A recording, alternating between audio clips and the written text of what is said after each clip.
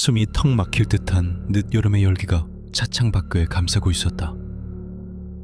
에어컨을 틀어놓았음에도 불구하고 차 안으로 스며드는 끈적한 습기는 막을 수 없는 듯했다. 35세의 건축 설계사 김준호는 넥타이를 느슨하게 풀며 핸들을 잡은 손에 힘을 주었다. 거의 다 왔어. 저기 보이는 언덕만 넘으면 돼. 조수석에 앉은 아내 민지가 불안한 듯 창밖을 내다보며 말했다. 준호는 말없이 고개를 끄덕였다. 그들이 향하는 곳은 서울 변두리에 위치한 영화 아파트 단지였다. 80년대 초반에 지어져 한때는 서민들의 보금자리였던 곳이지만 지금은 재개발이 확정되어 주민의 90% 이상이 떠나버린 사실상 유령도시나 다름없는 곳이었다. 장모님은 보상금 문제와 갈 곳 없는 사정 때문에 아직 그곳 인근의 임시 거주지에 남아 계셨다. 차는 포장된 도로를 벗어나 울퉁불퉁한 시멘트 길로 접어들었다. 그러자 차창 밖의 풍경이 급격하게 변하기 시작했다. 불과 몇 킬로미터 뒤에는 화려한 네온 사인이 번쩍이는 서울의 도심이 있었지만 이곳은 마치 시간이 멈춘 듯, 아니 썩어 들어가는 듯한 풍경이었다. 길 양옆으로 늘어선 낡은 빌라와 단독주택들의 창문에는 붉은색 스프레이로 칠해진 커다란 X 표시와 철거, 공가라는 글씨가 흉물스럽게 적혀 있었다. 깨진 유리창 사이로는 칠흑 같은 어둠만이 보였고 무성하게 자란 잡초가 담장을 넘어 도로까지 침범하고 있었다. 어머님은 대체 이런 곳에서 어떻게 지내시는 거야? 준호가 혼잣말처럼 중얼거렸다. 건축 일을 하는 그에게 낡은 건물은 익숙한 존재였지만 이곳에서 느껴지는 기운은 단순히 오래됨을 넘어선 무언가가 있었다. 사람의 온기가 완전히 사라진 도시가 뿜어내는 서늘한 냉기, 그리고 설명할 수 없는 적막감이 등골을 스치고 지나갔다. 엄마도 곧 나가실 거야. 조합이랑 이야기가 거의 끝났다고 했으니까. 민지가 애써 밝은 목소리로 대답했지만 그녀의 시선 역시 붉은 페인트로 뒤덮인 흉흉한 건물들에서 눈을 떼지 못하고 있었다. 언덕을 다 오르자 드디어 그들의 목적지인 영화 아파트 단지가 모습을 드러냈다. 총 15개 동으로 이루어진 저층 아파트 단지는 거대한 짐승의 사체처럼 어둠 속에 웅크리고 있었다. 가로등은 대부분 깨지거나 전구가 나가 깜빡거렸고 아파트 외벽을 타고 올라간 담쟁이 덩굴은 마치 건물을 조여 죽이는 뱀처럼 보였다. 단지 입구에는 외부인 출입 금지, 둥괴 위험이라고 적힌 노란색 접근 금지 테이프가 찢겨진 채 바람에 나부끼고 있었다. 바람이 불 때마다 테이프가 터덕거리는 소리가 기분 나쁜 파열음을 만들어냈다. 저기야, 저 아파트 단지 바로 옆에 있는 주택. 민지가 손가락으로 가리킨 곳은 아파트 단지 입구 바로 옆에 붙어있는 낡은 단층 주택이었다. 원래는 아파트 관리소 직원들이나 경비원들이 휴식처로 쓰던 공간을 개조해 임시로 사람이 살 수 있게 만든 곳 같았다. 거대한 콘크리트 덩어리인 아파트 단지가 금방이라도 그 작은 집을 덮칠 듯 위압적으로 내려다보고 있었다. 준호는 아파트 단지 입구 근처 공터에 차를 세웠다. 시동을 끄자마자 엔진 소리에 묻혀있던 주변의 소음들이 한꺼번에 밀려들어왔다. 풀벌레 소리 하나 들리지 않는 기이한 침묵. 오직 바람에 흔들리는 낡은 세시 창문들의 삐걱거리는 소리만이 간헐적으로 들려왔다. 가자. 엄마 기다리시겠다. 민지가 먼저 차 문을 열고 내렸다. 준호 역시 짐을 챙기기 위해 트렁크 쪽으로 향했다. 그때였다. 습기를 머금은 바람이 훅 불어오며 코를 찔렀다. 그것은 오래된 곰팡이 냄새와 젖은 흙내, 그리고 묘하게 비릿한 쇠냄새가 섞인 악취였다. 준호는 인상을 찌푸리며 무심코 고개를 들어 아파트 단지 쪽을 바라보았다. 텅 빈 주차장 너머 잡초가 허리까지 자란 화단 뒤로 낡고 음산해 보이는 2층짜리 건물이 눈에 들어왔다. 다른 아파트 동과는 다르게 붉은 벽돌로 지어진 그 건물은 유독 더 어둡고 기이한 분위기를 풍기고 있었다. 저건 관리사무소인가? 건축가의 직감으로 보아도 그 건물의 배치는 이상했다. 마치 단지 전체를 감시하듯 혹은 단지로부터 격리된 듯 덩그러니 입구 쪽에 치우쳐 있었다. 깨진 창문 틈으로 검은 어둠이 입을 벌리고 있는 것 같아 준호는 저도 모르게 마른 침을 삼켰다. 준호씨, 뭐해? 안 오고? 민재 부르는 소리에 준호는 퍼뜩 정신을 차렸다. 지금 가. 준호는 서둘러 짐을 챙겨들고 아내의 뒤를 따랐다. 하지만 등 뒤에서 누군가 자신을 빤히 쳐다보고 있다는 찝찝한 느낌을 지울 수가 없었다. 그는 힐끗 뒤를 돌아보았지만 어둠에 잠긴 붉은 벽돌 건물은 그저 침묵하고 있을 뿐이었다. 그때는 몰랐다. 그 붉은 벽돌 건물, 옛 관리사무소 건물이 오늘 밤 자신에게 어떤 공포를 선사하게 될지를. 저 건물 말이야. 장모님의 집으로 향하는 좁은 골목길을 걸으며 준호는 아까 보았던 붉은 벽돌 건물을 턱짓으로 가리키며 물었다. 아까 차 세운 곳 옆에 있던 거? 관리사무소? 뭔가 좀 기분이 나쁘네. 위치도 그렇고 유독 저 건물만 더 낡아 보여서. 민지는 잠시 걸음을 멈추고 어둠 속에 잠긴 관리사무소를 바라보았다. 그녀의 눈빛에 찰나의 그리움과 동시에 미묘한 두려움이 스쳐 지나갔다. 저기 내가 어릴 때 맨날 놀던 곳이야. 민지의 목소리가 낮게 가라앉았다.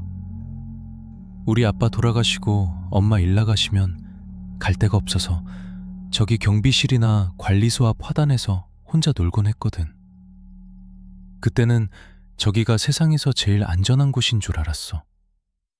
경비 아저씨들도 다 친절하셨고. 그런데 지금 보니까 진짜 흉물스럽네. 그녀는 짧게 한숨을 내쉬었다. 재개발 결정나고 사람들 빠져나가기 시작하면서부터 저 건물이 제일 먼저 폐쇄됐어. 관리소 직원들도 다 해고되고 그 뒤로는 저기서 안 좋은 소문이 돌아서 동네 애들도 얼씬 안 했어. 안 좋은 소문?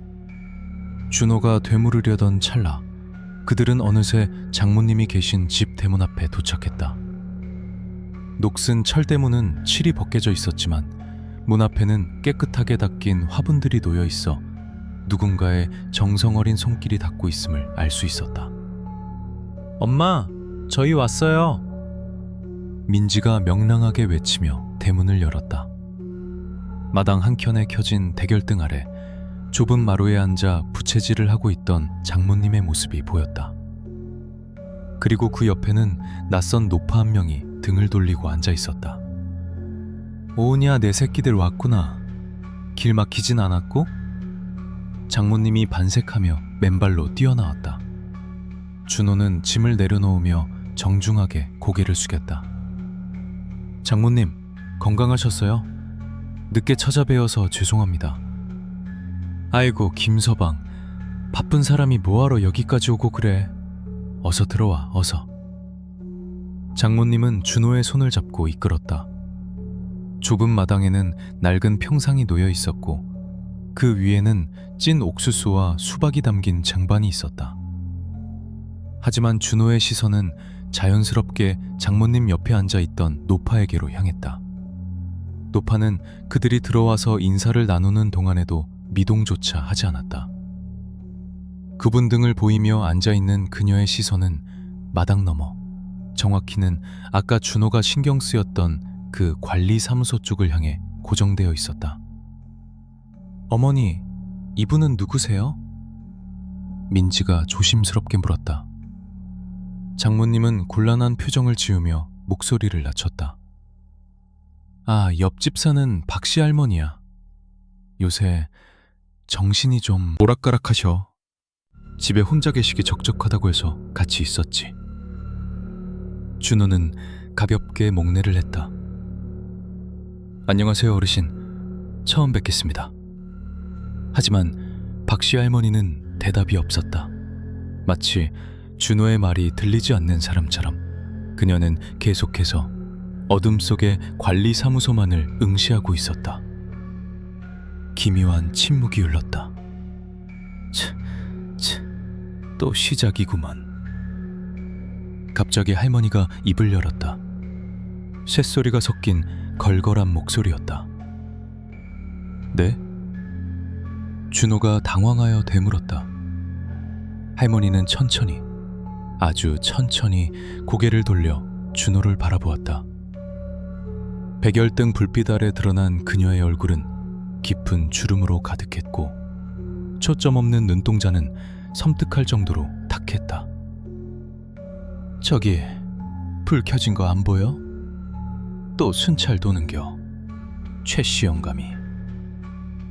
할머니는 앙상한 손가락을 들어 관리사무소 쪽을 가리켰다. 준호와 민지는 동시에 그곳을 바라보았다. 하지만 그들이 보는 것은 깨진 창문과 어둠뿐이었다. 불빛은 어디에도 없었다. 할머니, 저기 아무것도 없어요. 전기도 끊긴 지가 언젠데요. 민지가 억지 웃음을 지으며 말했다. 하지만 할머니의 표정은 진지하다 못해 공포에 질려 있었다. 아니야, 내가 똑똑히 봤어. 그 커다란 가위를 들고 싹둑 싹둑 가지를 치면서 돌아다니고 있잖아. 저 소리 안 들려? 응? 할머니는 귀를 기울이는 신용을 했다. 준호는 등줄기가 서늘해지는 것을 느꼈다. 당연히 아무 소리도 들리지 않았다. 바람 소리조차 멈춘 고요한 밤이었다. 장모님은 혀를 차며 할머니의 어깨를 감쌌다. 아이고, 형님도 참, 또 그 소리네. 최씨 아저씨 돌아가신 지가 언젠데 자꾸 그런 소리를 해요. 애들 겁먹게. 장모님은 준호와 민지를 향해 윙크를 하며 안심시키려 했지만 할머니는 고개를 세차게 저었다. 아니요, 이 사람아. 자네는 몰라. 저기 저놈들이 아파트 부순다고 외지놈들이 들이닥친 날부터야. 최 씨가 밤마다 눈에 불을 켜고 지키고 섰는 걸 내가 봤다니까. 할머니의 눈이 준우를 향해 번뜩였다. 마치 그를 아파트를 부수러 온 외지놈 중 하나로 보는 듯한 적대감마저 서려 있었다. 젊은 양반 조심여. 저기 절대 들어가지 말어. 최씨 영감은 자기 구역에 낯선 놈 들어오는 꼴을 못 보는 사람이여. 그 가위, 그 녹슨 가위 조심해야 해요. 할머니는 중얼거리듯 말을 내뱉고는 다시 고개를 돌려 관리사무소를 바라보았다. 준호는 찝찝한 기분을 떨쳐내려 애쓰며 마른 침을 삼켰다. 단순한 노망이라고 치부하기에는 할머니의 경고가 너무나 구체적이고 생생했다. 그리고 무엇보다 아까부터 느껴지던 관리 사무소 쪽의 불길한 시선이 더욱 강렬하게 느껴지기 시작했다. 어휴, 김서방, 너무 신경 쓰지 마라. 박 할머니가 요새 통 주무시질 못해서 헛것을 보시나 봐. 장모님은 박씨 할머니를 집으로 돌려보낸 뒤 상을 차리며 쑥스러운 듯 말했다. 하지만 준호의 뇌리에는 커다란 가위라는 단어가 끈질기게 남아있었다. 장모님, 아까 말씀하신 최씨 아저씨라는 분, 혹시 여기서 경비 일을 하셨던 분인가요? 준호가 조심스럽게 물었다. 젓가락으로 반찬을 집던 민지도 궁금한 듯 엄마를 바라보았다. 장모님은 밥그릇을 내려놓으며 깊은 한숨을 내쉬었다. 그래, 이 아파트가 처음 생길 때부터 30년 넘게 여기서 경비 일을 하셨던 분이지. 이름이 최영식이었나? 참 성실한 양반이었어. 장모님의 입에서 흘러나온 이야기는 서글프면서도 기이했다. 최 씨는 가족도 없이 홀로 지내던 사람이었다. 그에게 이 낡은 아파트 단지는 직장 그 이상의 의미였다고 한다. 그는 단순히 경비만 선 것이 아니었다. 봄이면 화단에 꽃을 심고 여름이면 무성하게 자란 나무들을 직접 전정가위로 다듬었다. 가을에는 낙엽 하나 남기지 않고 쓸어냈고 겨울에는 주민들이 미끄러질까봐 새벽부터 눈을 치웠다. 주민들은 그를 영화 아파트의 주인이라고 농담삼아 부르기도 했다. 그 양반은 항상 그 크고 낡은 전정가위를 허리춤에 차고 다녔어. 아파트 나무 가지치기는 용역을 불러도 되는데 꼭 자기가 해야 직성이 풀린다고 했지. 나무 하나하나가 자식 같다나 뭐라나. 하지만 재개발이 확정되면서 모든 것이 변했다. 주민들은 하나둘 떠났고 관리사무소도 폐쇄 결정이 내려졌다. 최 씨 역시 해고 통보를 받았다. 갈 곳이 없었던 그는 해고된 뒤에도 몰래 관리사무소 당직실에 숨어 지내며 아무도 없는 빈 아파트를 밤마다 순찰하고 다녔다고 한다. 그러다가 작년 이맘때였지. 관리사무소 철거 준비를 하러 왔던 인부들이 발견했어. 당직실 책상에 엎드려 죽어있는 걸. 심장마비였다더구나. 민지가 안타까운 듯 탄식했다. 세상에, 돌아가신 지 꽤 된 상태였겠네? 그랬지. 한여름이었으니까 발견됐을 땐 이미 많이 부패해서 냄새가 진동을 했다더라. 그런데 더 기막힌 건 뭔지 아니? 장모님은 목소리를 낮추며 준호 쪽으로 몸을 기울였다. 그 양반 손에 꽉 쥐고 있던 거 말이야. 죽어서 몸이 굳었는데도 그 낡은 전정가위를 손에서 놓지 않았대. 억지로 떼어내느라 애를 먹었다는 소문이 돌았어. 준호는 순간 팔에 소름이 돋는 것을 느꼈다. 죽는 순간까지 손에서 놓지 않았던 가위, 그리고 죽어서도 아파트를 떠나지 못하고 순찰을 돈다는 노파의 목격담. 그 뒤로 이상한 일들이 생겼어. 철거하러 온 인부들이 다치거나 도망가는 일이 잦아졌지.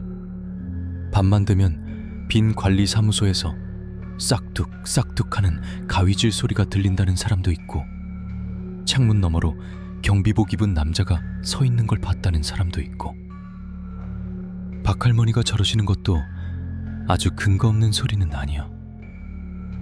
장모님은 씁쓸한 표정으로 밥을 한술 떴다. 죽어서도 여기가 걱정돼서 못 떠나는 거겠지. 평생을 바친 곳이 부서지는 걸 보기 싫어서. 식사가 끝난 뒤에도 준호는 마음이 편치 않았다. 건축가로서 그는 수많은 낡은 건물을 부수고 새로 짓는 일을 해왔다. 그 과정에서 누군가의 추억이나 집착이 서린 공간을 침범한다는 생각은 해본 적이 없었다. 하지만 이곳 영화 아파트의 공기는 달랐다. 원한이라고 하기엔 너무나 애처롭고, 집착이라고 하기엔 너무나 무거운 무언가가 짓누르고 있었다. 답답하네. 잠깐 바람 좀 쐬고 올게. 설거지를 돕겠다는 민지를 만류하고 준호는 담배 한 갑을 챙겨 밖으로 나왔다. 밤 9시. 가로등도 제대로 켜지지 않은 골목길은 칠흑처럼 어두웠다. 그는 라이터 불을 켜며 천천히 발걸음을 옮겼다. 의도한 것은 아니었지만 그의 발길은 자석에 이끌리듯 아까 그 문제의 장소, 붉은 벽돌의 관리 사무소 쪽으로 향하고 있었다. 그냥 미신일 뿐이야. 헛소문이고. 준호는 스스로에게 되뇌며 담배 연기를 길게 내뿜었다.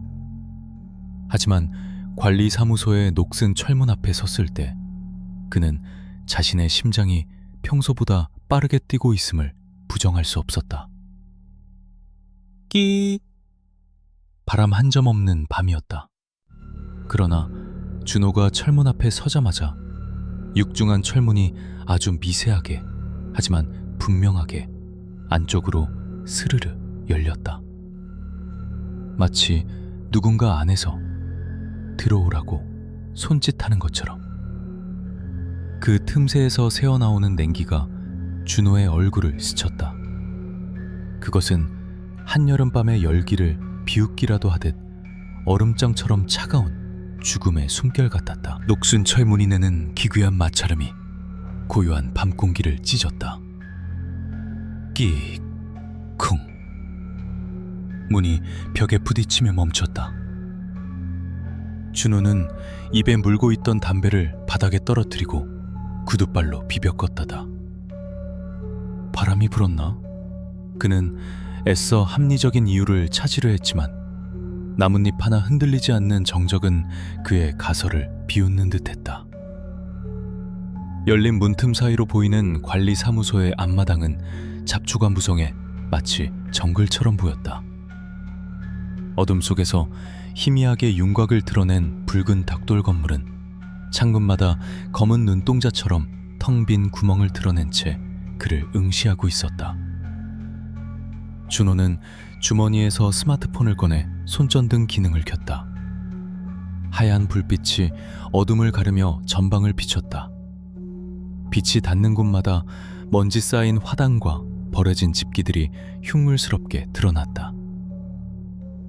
누구 없어요? 준호가 나지막하게 불렀다. 대답은 없었다. 자신의 목소리가 텅 빈 건물 벽에 부딪혀 공허하게 되돌아올 뿐이었다.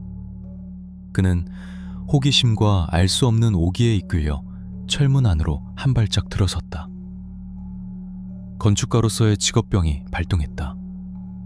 구조가 궁금하기도 했고 정말 사람이 살지 않는지 확인해보고 싶은 마음도 있었다. 무엇보다 아까 박할머니와 장모님이 했던 섬뜩한 이야기들이 사실이 아님을 스스로 증명하고 싶었다. 귀신은 무슨 노숙자나 고양이겠지. 그렇게 생각하며 막 두 번째 발걸음을 떼려는 순간이었다. 자네도 들었구먼. 등 뒤에서 갑자기 들려온 목소리에 준호는 심장이 멎는 듯한 충격을 받았다. 비명을 지르며 펄쩍 뛰어 뒤를 돌아보았다. 스마트폰 불빛이 요란하게 춤을 추다가 한 곳을 비췄다. 그곳에는 아까 장모님 댁에서 봤던 박씨 할머니가 서 있었다. 언제 다가왔는지 인기척조차 없었다. 할머니는 굽은 등을 한 채 준호가 아닌 관리사무소의 정원 구석진 곳을 뚫어지게 노려보고 있었다. 깜짝이야. 할머니, 언제 오셨어요? 준호가 가슴을 쓸어내리며 물었지만 할머니는 대꾸도 하지 않았다. 그녀의 온 신경은 오로지 어둠 속에 잠긴 정원의 한 구석에 집중되어 있는 듯했다. 저기, 저 소리 말이야. 가위질 소리. 할머니가 떨리는 손가락으로 가리킨 곳은 무릎 높이까지 자란 잡초들이 엉켜있는 화단 쪽이었다. 싹둑, 싹둑. 가지를 치고 있어. 그 영감이 아직도 자기가 경비인 줄 알고. 할머니의 눈동자가 공포로 크게 확장되어 있었다. 준호는 짜증과 안쓰러움이 섞인 한숨을 내쉬었다. 할머니, 아무 소리도 안 들려요. 그리고 여기 위험하니까 그만 댁으로 가세요. 밤이 늦었어요. 준호는 할머니를 돌려보내려 했다. 하지만 할머니는 요지부동이었다. 오히려 준호의 옷소매를 꽉 움켜쥐며 속삭였다. 들어가지 마. 저 영감 지금 화가 많이 났어. 자기 구역을 망치러 온 놈들은 다 잘라버리겠다고 벼르고 있다고. 할머니의 소나기 힘은 노인이라고 믿기 힘들 정도로 셌다. 그녀의 손에서 전해지는 덜덜 떨리는 진동이 준호에게까지 전해졌다. 준호는 억지로 할머니의 손을 떼어냈다. 알겠어요. 알겠다고요. 제가 확인해보고 올게요. 아무것도 없다는 걸 보여드리면 되잖아요. 준호는 오기가 발동했다. 그는 할머니를 뒤로하고 성큼성큼 정원 안으로 걸어 들어갔다. 할머니가 가지치기를 하고 있다고 주장하는 그 화단 쪽으로. 스마트폰 불빛이 무성한 잡초숲을 훑었다. 바람이 불지 않는데도 풀들이 바스락거리는 소리가 들렸다. 준호는 침을 꿀꺽 삼키며 불빛을 소리나는 쪽으로 집중시켰다. 부스럭, 부스럭. 분명 무언가 있었다. 소리는 점점 더 커지고 있었다. 준호는 숨을 멈추고 잡초 사이를 응시했다. 검은 그림자가 꿈틀거렸다. 사람인가? 긴장감에 손에 땀이 찼다. 그는 조심스럽게 한 발 더 다가갔다. 그때였다. 야옹. 날카로운 울음소리와 함께 검은 물체 하나가 튀어올랐다. 덩치 큰 길고양이였다. 녀석은 준호를 보고 하악질을 한번 하더니 순식간에 담장을 넘어 사라져버렸다. 준호는 허탈한 웃음을 터뜨렸다. 거봐요 할머니, 고양이라니까요. 고양이. 준호는 의기양양하게 뒤를 돌아보았다. 보셨죠? 귀신은 무슨. 하지만 그의 말은 끝을 맺지 못했다. 철문 앞은 비어 있었다. 방금 전까지 서 있던 박씨 할머니의 모습은 온데간데 없었다. 좁은 골목길 어디에도 그녀의 흔적은 보이지 않았다. 마치 처음부터 그곳에 없었던 것처럼. 등 뒤에서 식은땀이 흘러내렸다.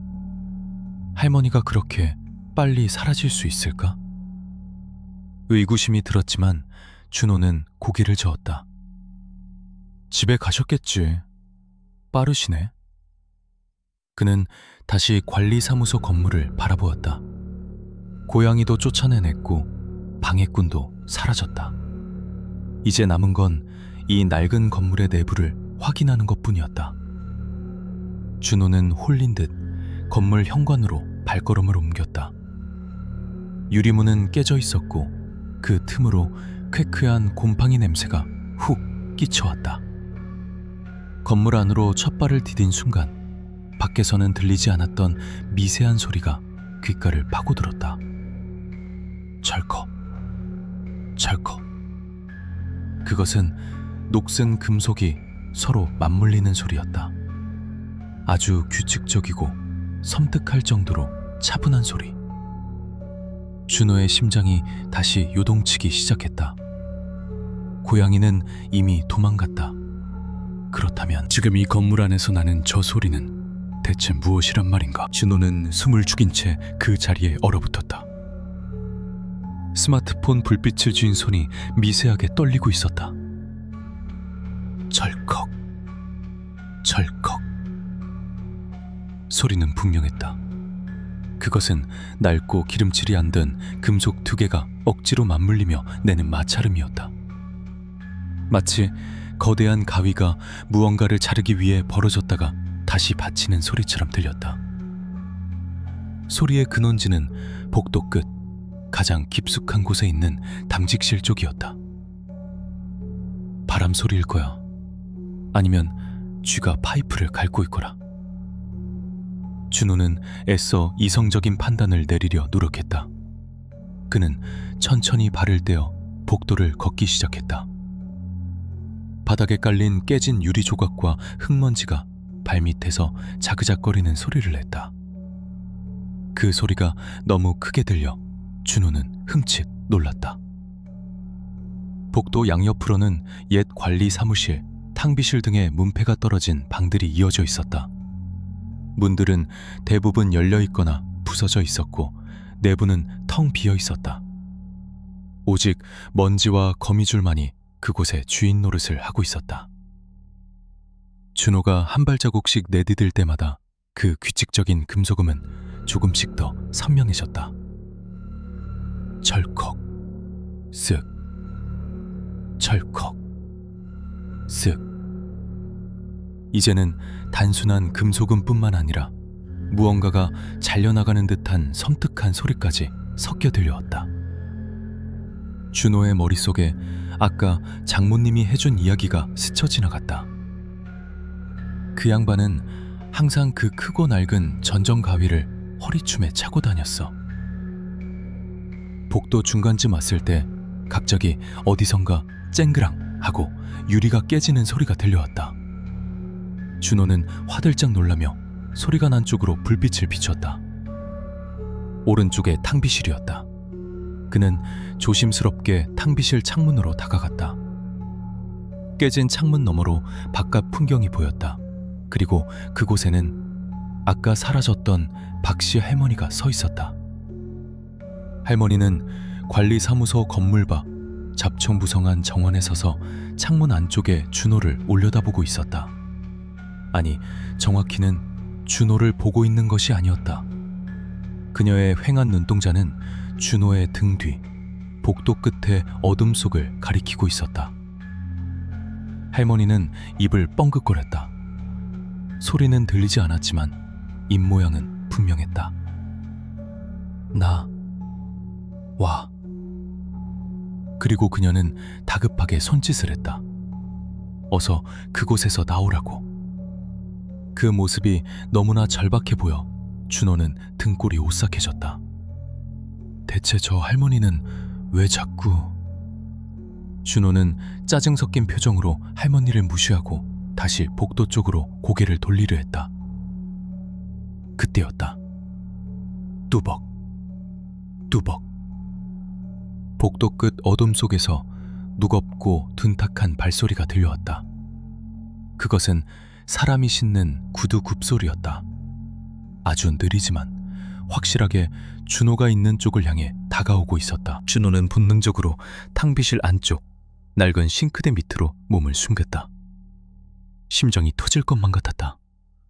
그는 숨을 헐떡이며 복도 쪽으로 나 있는 창문을 통해 밖을 내다보았다.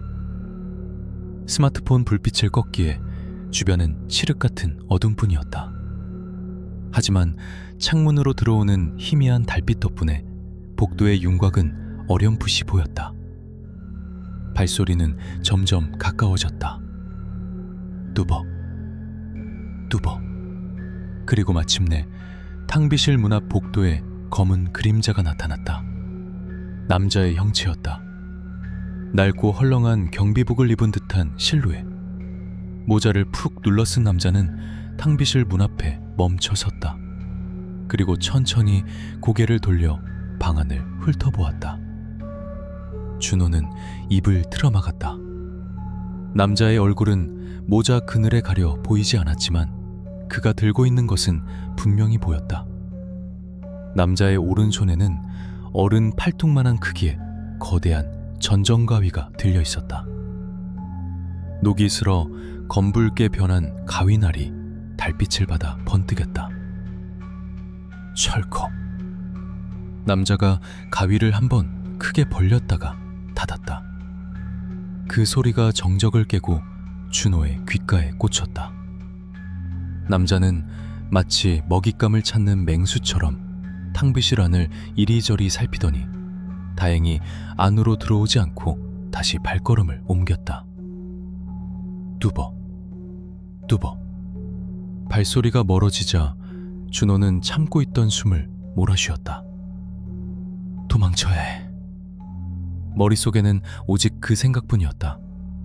지금 당장 이 건물을 빠져나가야 했다. 그는 싱크대 밑에서 기어나와 조심스럽게 복도를 살폈다. 남자의 그림자는 복도 반대편 끝으로 사라지고 없었다. 지금이 기회였다. 준호는 신발을 벗어들고 최대한 소리를 죽여 복도로 나갔다. 들어왔던 현관 쪽으로 달리기 위해서였다. 하지만 몸을 돌려 현관 쪽을 바라본 순간 준호는 그 자리에 얼어붙고 말았다. 현관 입구, 달빛이 비치는 그곳에 아까 그 남자가 서 있었다. 분명 반대편으로 멀어졌는데 어느새 현관을 가로막고 서 있는 것이었다. 남자는 등을 보이고 서 있었지만 손에 들린 거대한 가위는 여전히 살기를 뿜어내고 있었다. 그리고 천천히, 아주 천천히 남자가 뒤를 돌아보기 시작했다. 삐걱거리는 관절 소리와 함께. 준호는 비명조차 지르지 못하고 뒷걸음질 쳤다. 도망칠 곳은 오직 한 곳, 복도 끝에 있는 당직실 뿐이었다. 공포가 이성을 마비시켰다. 준호는 본능적으로 몸을 돌려 복도 안쪽을 향해 달리기 시작했다.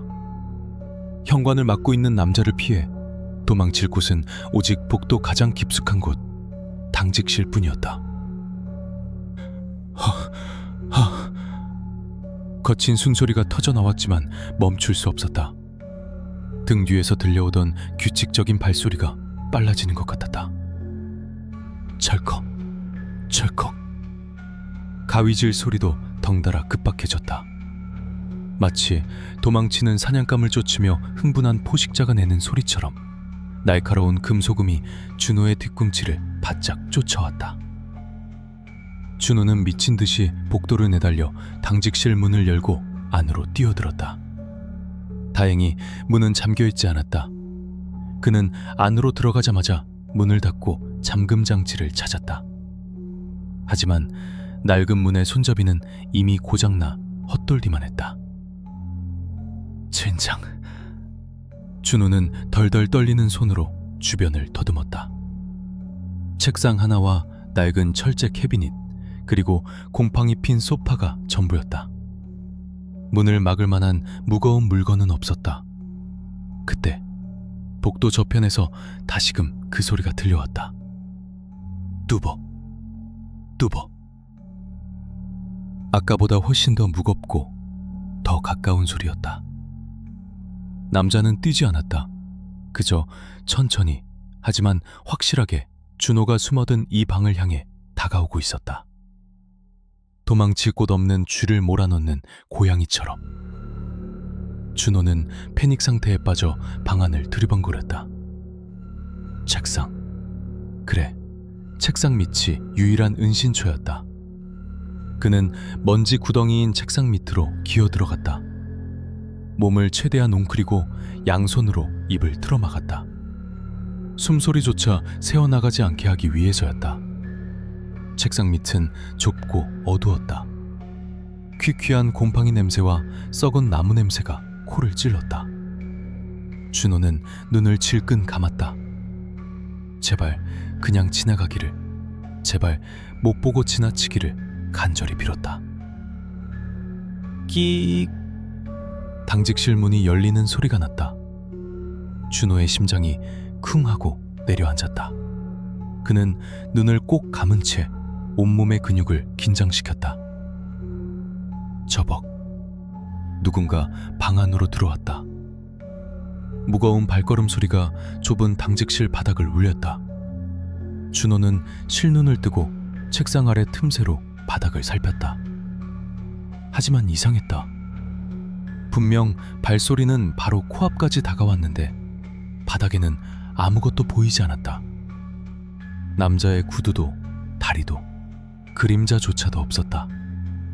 텅 빈 바닥 위에는 오직 먼지만 굴러다니고 있었다. 준호는 혼란스러웠다. 분명 소리는 바로 옆에 있는데 눈에는 아무것도 보이지 않았다. 환청인가? 내가 너무 무서워서 헛것을 듣는 건가? 그때 방 안을 가득 채우던 발소리가 뚝 끊겼다. 정적. 숨막히는 고요함이 다시 찾아왔다. 준호는 귀를 기울였다. 아무 소리도 들리지 않았다. 남자가 나간 것일까? 아니면 애초에 아무도 없었던 것일까? 준호는 조심스럽게 입을 막고 있던 손을 내렸다. 안도의 한숨이 나오려던 찰나였다. 툭. 무언가 끈적하고 차가운 액체 한 방울이 준호의 손등 위로 떨어졌다. 준호는 반사적으로 손등을 닦아내려다 멈칫했다. 천장에서 물이 새는 건가? 그는 무심코 고개를 들어 책상 위쪽을, 아니 자신의 머리 바로 위를 올려다보았다. 그리고 그 순간 준호는 비명조차 지르지 못하고 숨이 멎는 듯했다. 책상 위가 아니었다. 남자는 책상 위에 앉아있지 않았다. 남자는 천장 구석 그 어둠 속에 거꾸로 매달려 있었다. 마치 거미처럼 사지를 기괴하게 꺾은 채 천장에 붙어있는 남자는 중력을 무시한 채 준호를 내려다보고 있었다. 썩어 문드러진 얼굴, 눈알이 튀어나올 듯 붉은 눈, 그리고 입가에 맺힌 검붉은 침. 아까 손등에 떨어진 것은 바로 그 침이었다. 남자의 오른손에는 그 거대한 전정가위가 들려 있었다. 찻, 아따. 남자의 입이 찢어질 듯 벌어지며 쇳소리 같은 목소리가 흘러나왔다. 찰컥. 남자가 천장에서 바닥으로 뚝 떨어져 내리며 가위를 준호의 목을 향해 휘둘렀다. 으아! 준호는 본능적으로 몸을 굴려 책상 밑에서 빠져나왔다. 쾅 하는 굉음과 함께 가위날이 준호가 방금까지 있던 책상 바닥을 깊숙이 찍어버렸다. 나무 파편이 사방으로 튀었다. 준호는 뒤도 돌아보지 않고 네 발로 기어 문을 향해 돌진했다. 공포가 다리에 힘을 빼앗아가 제대로 일어설 수조차 없었다. 거기에 등 뒤에서 남자의 목소리와 함께 질질 끌리는 소리가 들려왔다. 가위를 바닥에 긁으며 다가오는 소리였다. 준호는 미친 듯이 복도를 기어가다 간신히 벽을 잡고 일어섰다. 그리고 현관을 향해 죽을 힘을 다해 달렸다. 다리가 후들거려 몇 번이나 넘어질 뻔했지만 멈추면 죽는다는 공포가 그를 움직이게 했다. 중문 밖으로 뛰쳐나왔을 때 그는 폐가 터질 듯한 고통을 느꼈다. 그는 멈추지 않았다. 장모님의 집이 있는 골목길이 보일 때까지, 가로등 불빛이 있는 곳까지 쉬지 않고 달렸다. 마침내 익숙한 대문 앞에 도착했을 때 준호는 다리에 힘이 풀려 그 자리에 주저앉고 말았다. 김서방, 왜 그래? 마당에서 빨래를 걷고 있던 장모님이 대문 밖에서 들리는 거친 숨소리에 놀라 뛰어나왔다. 주저앉아 숨을 헐떡이는 준호의 모습은 땀과 흙투성이로 엉망이었다. 민지도 놀란 얼굴로 뒤따라 나왔다. 여보, 무슨 일이야? 어디 다쳤어? 준호는 대답할 기운도 없이 고개만 세차게 저었다. 그의 시선은 여전히 공포에 질린 채 자신이 도망쳐온 어둠 속의 골목길을 향해 있었다. 다행히 따라오는 발소리나 가위질 소리는 들리지 않았다. 준호는 아내와 장모님의 부축을 받아 방 안으로 들어갔다. 찬물을 벌컥벌컥 마시고 나서야 겨우 진정이 된 그는 떨리는 목소리로 자신이 겪은 일을 털어놓았다. 박씨 할머니를 만난 이야기, 건물 안에서 들었던 가위 소리, 탕비실과 복도에서 마주친 그림자, 그리고 당직실 천장에 매달려 있던 끔찍한 형체까지. 이야기를 듣는 내내 장모님의 얼굴은 사색이 되었다. 민지는 믿기지 않는다는 표정으로 입을 막았다. 거봐, 내가 뭘 했어? 그 영감이 아직 거기 있다고 했잖아. 갑자기 방문이 열리며 박씨 할머니가 불쑥 얼굴을 내밀었다. 언제 돌아왔는지 아니면 계속 이 방에 있었는지 알 수 없었다. 할머니는 준호를 보며 혀를 끌끌 찼다. 젊은 사람이 겁도 없이 그래도 살아서 돌아왔으니 다행이여. 그 영감 한 번 문 놈은 놓치는 법이 없는디. 장모님은 서둘러 할머니를 말렸다. 형님, 그만해요. 애 놀란 거 안 보여요? 하지만 할머니는 멈추지 않았다. 김서방이라고 했나? 자네가 숨어있던 그 방, 거기가 바로 최 씨가 죽은 곳이여. 그 책상, 그 영감이 맨날 앉아서 쉬던 자리라고. 준호는 다시금 소름이 돋았다. 자신이 몸을 숨겼던 그 책상, 그리고 그 위에서 내려다보던 시선. 그 영감은 아직도 거기가 자기 집이고 직장인 줄 알아. 아파트를 지켜야 한다는 생각에 미쳐버린 게지. 살아서도 그러더니 죽어서도 그 집착을 못 버리고. 할머니의 목소리에는 두려움과 함께 묘한 연민이 묻어났다. 다음 날 아침 준호와 민지는 서둘러 서울로 떠날 채비를 했다. 장모님은 며칠 더 있다 가라고 잡았지만 준호는 단 1분 1초도 그곳에 더 머물고 싶지 않았다. 햇살이 내리쬐는 아침이었지만 어젯밤의 공포는 여전히 그의 뼛속 깊이 남아있었다. 차를 타고 마을을 빠져나가는 길, 준호는 룸미러를 통해 다시 한번 그 붉은 벽돌 건물을 바라보았다. 괄른 여전히 낡고 음산한 모습으로 그 자리에 서 있었다. 잡초는 무성했고 깨진 창문들은 텅 빈 눈동자처럼 검게 입을 벌리고 있었다. 그런데 2층의 어느 창가, 준호는 핸들을 잡은 손에 힘을 주었다. 잘못 본 곳일까? 2층 창가에 누군가가 서 있었다. 낡은 경비 모자를 쓰고 한 손에는 거대한 전정가위를 든 남자. 남자는 무표정한 얼굴로 떠나는 준호의 차를 내려다보고 있었다. 철컥. 환청처럼 귓가에 가위질 소리가 들렸다.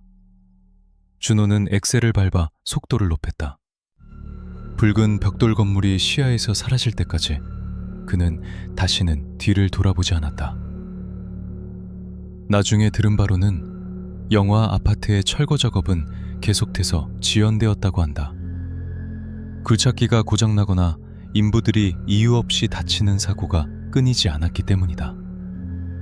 소문에는 밤마다 폐허가 된 아파트 단지 안에서 싹둑 싹둑 하는 가위질 소리와 함께 누군가 풀을 깎고 나무를 다듬는 소리가 들린다고 했다.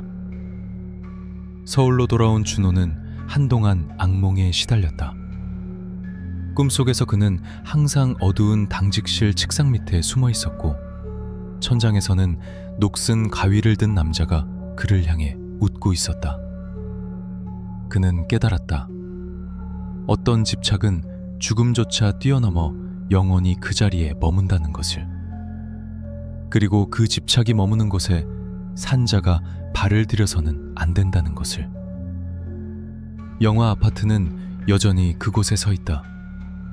마지막 경비원이 영원한 순찰을 돌고 있는 그 잊혀진 왕국에서.